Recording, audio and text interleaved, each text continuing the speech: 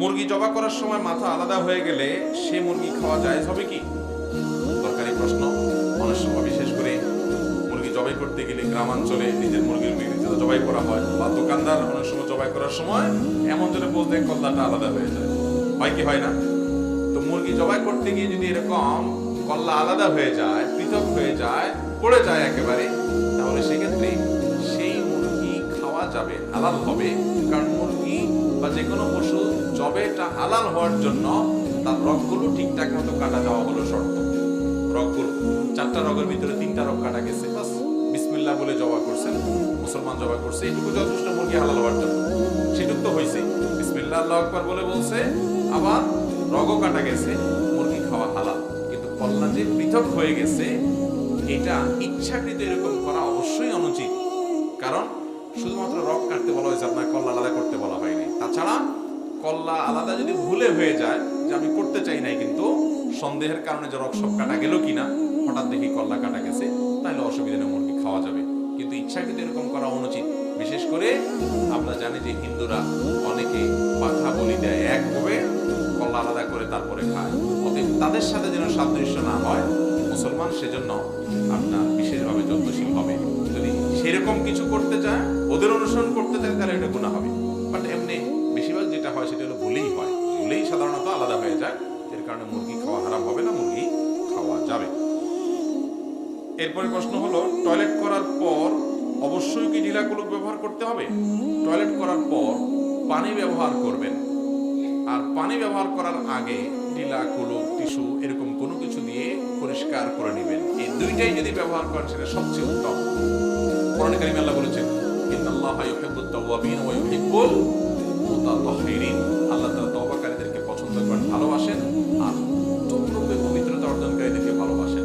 এই উত্তম রূপে পবিত্রতা অর্জনকারী কারা, এটা নিয়ে মুফাসসিরগণের বহু মত আছে এবং প্রসিদ্ধ অনেকগুলো মত আছে। এর ভিতরে একটা মত হলো যে এই আয়াতে মূলত মসজিদে কুবা, যে মসজিদে নববীতে, মদিনাতে যে মসজিদে নববীর আগে যে মসজিদ নির্মাণ হয়েছে মসজিদে কুবা, এই কুবা এলাকার মানুষদের কথা বলা হয়েছে। নবী সাল্লাল্লাহু আলাইহি সাল্লামের যুগে যারা ছিল, তাদের মধ্যে একটা ভালো গুণ ছিল, কুবায় তারা বসবাস করত, যে তারা মরুভূমিতে সাধারণত পানি পাওয়া টাফ ছিল, সেখানে তারা ঢিলা কুলুক ব্যবহার করতে, এরপর আবার পানিও ব্যবহার করত। এই জন্য তাদের প্রশংসা করে আল্লাহ তাআলা বলেছেন যে উত্তম রূপে পবিত্রতা অর্জনকারীদেরকে আল্লাহ তাআলা পছন্দ করেন এবং ভালোবাসেন।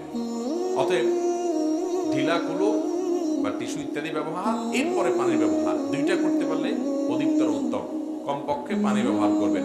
পানি পাওয়া যাচ্ছে না বা পানি নাই, তাহলে ঢিলা কুলুক ব্যবহার করলেও চলবে, যে কোনো ভাবে ময়লা দূর করলে তাতে হয়ে যাবে, কিন্তু দুইটা জমা করতে পারলে অবশ্যই ভালো। আচ্ছা, এরপরে প্রশ্ন, জানাজার উদ্দেশ্যে লাশ সামনে রেখে বক্তৃতা করা যাবে কি? আমাদের দেশে জানাজার সামনে লাশ রেখে লম্বা লম্বা লেকচার, লম্বা লম্বা বক্তৃতা দেয় অনেকে, আছে না? এলাকার চেয়ারম্যান সাহেব বক্তব্য দিবে, মেম্বার সাহেব বক্তব্য দিবে, আপনার লাশ যার তাদের পরিবারের একজন একজন করে সবাই বক্তব্য দিবে, ইমাম সাহেব বক্তব্য দিবে। এগুলো অনুচিত কাজ ভাই। লাশ সামনে রেখে কোনো বক্তব্য নয়, দ্রুততার সাথে জানাজা পড়ে ফেলতে হবে। হাদিসে আসছে, নবী করিম সাল্লাল্লাহু আলাইহি ওয়াসাল্লাম বলেছেন, আসরিউ বিল জানাজা, তোমরা জানাজা খুব দ্রুততার সাথে শেষ করো। কারণ যে লোকটার জানাজা পড়তেছো, এই লোকটা যদি জান্নাতি হয়, তাহলে এই লোকটাকে 1 মিনিটও যদি দেরি করো দাফন করতে, তাহলে এটা তার প্রতি অবিচার। তার জান্নাত থেকে তারা দূরে সরে রাখছো 1 মিনিট। আর যদি লোকটা জাহান্নামী হয়, তাহলে সেক্ষেত্রে এই লোকটাকে যত দ্রুত মাটির নিচে ফেলে দিতে পারো, দাফন করে দিতে পারো, ততই দুনিয়াবাসীর জন্য কল্যাণ। আপদ চলে গেল যদি সে জাহান্নামী হয়, আল্লাহ না করুন। তো সর্বাবস্থায় মৃত মানুষকে যত দ্রুত জানাজা দেওয়া যায় তত ভালো। এই জন্য জানাজার লাশ রেখে বক্তব্য দেওয়া অনুচিত। হ্যাঁ, কোনো বিশেষ কারণে অপেক্ষা করছেন, তাহলে সেক্ষেত্রে দেখা যাচ্ছে ওই টাইমটাতে আপনি মানুষকে জানাজা নামাজের মাসলা মাসাইল বলছেন, জানাজার পদ্ধতি বলছেন, বা আনুষঙ্গিক বিষয় বলছেন, যে বিশেষ প্রয়োজনে দেখা গেল যে যার জানাজা পড়বেন তার ছেলে আসতেছে, কাছাকাছি এসে গেছে, আর 5 মিনিট 10 মিনিট লাগবে, তাহলে ওই টাইমটাতে আপনি এইভাবে কথা বললেন, সেটা জায়েজ হতে পারে বিশেষ কারণে। কিন্তু এছাড়া এমনি দাঁড়িয়ে দাঁড়িয়ে অহেতুক এরকম জানাজার লাশকে সামনে রেখে বক্তব্য দেওয়া, এটা অনুচিত। পীরের মুরিদ না হলে জান্নাতে যাওয়া যাবে না, এই কথার সত্যতা কতটুকু? বা পীর সাহেবের মুরিদ না হলে জান্নাতে যাওয়া যাবে না, এমন কোনো কথা কোরআন বা হাদিসে কোথাও নাই। কোরআন হাদিসে যেটা আছে সেটা হলো আল্লাহর আদেশ, রাসূল সাল্লাল্লাহু আলাইহি ওয়াসাল্লামের সুন্নাহর অনুসরণ, আল্লাহ এবং তার রাসূলের আনুগত্য না করলে সে জান্নাতে যেতে পারবে না। এই আনুগত্য করার প্রয়োজনে উলামা একরামের সোহবত, তাদের সান্নিধ্য, তাদের দিক নির্দেশনা, তাদের অনুকরণ অনুসরণ এবং তাদের থেকে তালিম গ্রহণ করা, সেগুলো প্রয়োজনীয় কাজ, ভিন্ন বিষয়। কিন্তু তাই বলে কোনো ব্যক্তি যদি পীর না ধরে অথবা পীরের হাতে বায়াত না হয় তার জন্য জান্নাতে যাওয়া যাবে না, এমন কোনো কথা কোরআন হাদিসে নাই। শবে মেরাজ, শবে বরাত ও ঈদে মিলাদুন নবীর বিশেষ কোনো নামাজ আছে কিনা?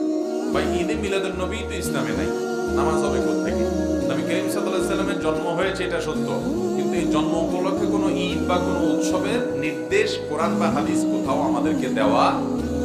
একজন মুসলমানের আদেশ নিষেধ পাওয়ার জায়গা কোনটা? কোরআন এবং হাদিস। কোরআন এবং হাদিসে কোন একটা জাল হাদিসেও নবী করিম সাল্লাল্লাহু আলাইহি সাল্লামের জন্মের দিনটাকে উৎসব হিসাবে উদযাপনের কোন নির্দেশনা বিলকুল।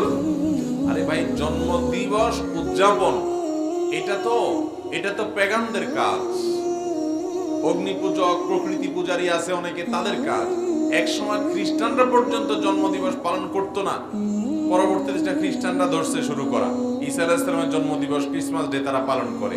এদের দেখা দেখে মুসলমানরা চিন্তা করছে যে আমরা আমাদের নবীর মহব্বত প্রকাশ করি। যারা করে তারা মহব্বতই করেন, তারা নবী সাল্লাল্লাহু আলাইহি ওয়াসাল্লামকে ভালোবেসেই করেন। অথচ নবী সাল্লাল্লাহু আলাইহি ওয়াসাল্লাম ইহুদি খ্রিস্টানদের অনুকরণ অনুসরণ করতে নিষেধ করেছেন। আমরা সেই কাজই করছি। আমাদের নবীজি নিজের জন্ম দিবস বছরে একবার এরকম উৎসব করা, এটা তিনি করেন নাই, না চার খলিফার কেউ করেছেন, না কোনো সাহাবী করেছেন, কোনো জাল হাদিসেও নাই। অতএব ঈদে মিলাদুন নবী নামে যেটা আমরা উদযাপন করি, এটার অস্তিত্বই ইসলামে নাই। কোরআন হাদিসে এরকম কিছু করতেই বলা হয় না। ইসলাম পূর্ণাঙ্গ দিনের বিধান, যার কারণে এটার আবার আলাদা নামাজ কোত্থেকে আসবে? এরপরে আসেন শবে মেরাজ। শবে মেরাজ নবী করিম সাল্লাল্লাহু আলাইহি ওয়াসাল্লামের মেরাজ জীবনে একবার হয়েছে, বছরে ওই দিনটাকে